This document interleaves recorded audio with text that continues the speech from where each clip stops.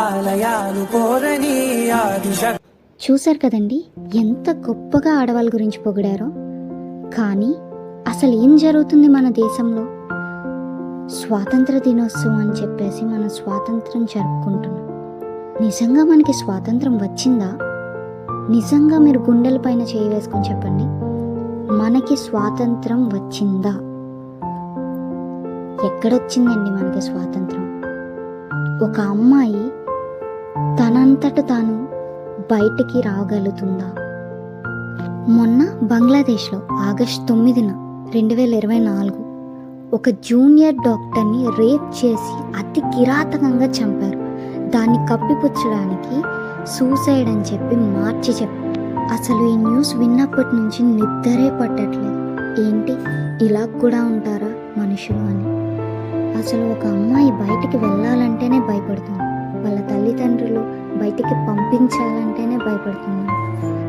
ఒకవేళ పంపించిన ప్రాణం చేతిలో పెట్టుకొని పంపిస్తున్నారు. ఎక్కడ ఇటువంటి వార్తలు వినాలేమో అని ప్రతి క్షణం భయపడుతున్నారు. ఇలాంటి వాళ్ళు ఉండడం వల్ల అసలు మనకి స్వాతంత్రం వచ్చి ఇన్నేళ్ళైనా సరే ఇప్పటికీ ఒక ఆడపిల్ల స్వేచ్ఛగా బయటకు తిరగలేకపోతుంది. ఎందుకంటే ఇటువంటి రాక్షసులు ఉన్నారు కదా. లాస్ట్ మంత్ ఒక 4 years పాపని అతి కిరాతకంగా రేప్ చేసి చంపారు.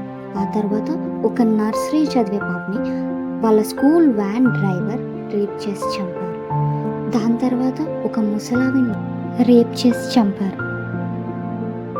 అసలు మీరు మనుషులేనా? మీకన్నా మృగాలే బెస్ట్ తెలుసా? ఇప్పుడు ఒక డాక్టర్ని రేప్ చేసి చంపి దాన్ని కప్పిపుచ్చడానికి సూసైడ్ అని చెప్పి సృష్టించారు. ఇది ఎక్కడ న్యాయం అండి?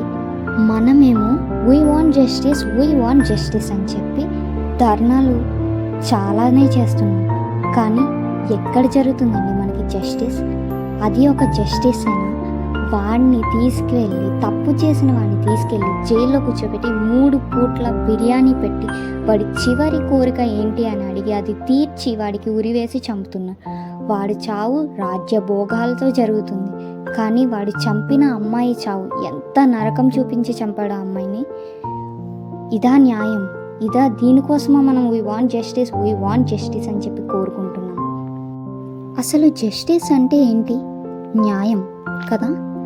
న్యాయంగా చెప్పాలంటే వాడు ఆ అమ్మాయికి ఎంత నరకం అయితే చూపించి చంపాడో దానికి 100 రెట్లు నరకం చూపించి వాడి నోటితో వాడే నిజం చెప్పి, నాకు ఈ బ్రతుకొద్దు, ఇంకా నేను బ్రతకలేను, నన్ను చంపేయండి అని చెప్పి వాడంతట వాడే బ్రతిమలాడుకునేటట్టు చెయ్యాలి. ఇంకొకసారి ఎవరైనా సరే ఒక ఆడపిల్లని ముట్టుకోవాలంటే భయపడేటట్టు చెయ్యాలి. అలాగా శిక్ష వేయాలి మనం. ఒక్కసారి ఇటువంటి చట్టాన్ని మన దేశంలో అమలు చేస్తే కనుక ఇంకెప్పుడు మనం ఇలాంటి వార్తలు వినాల్సిన అవసరమే లేదండి.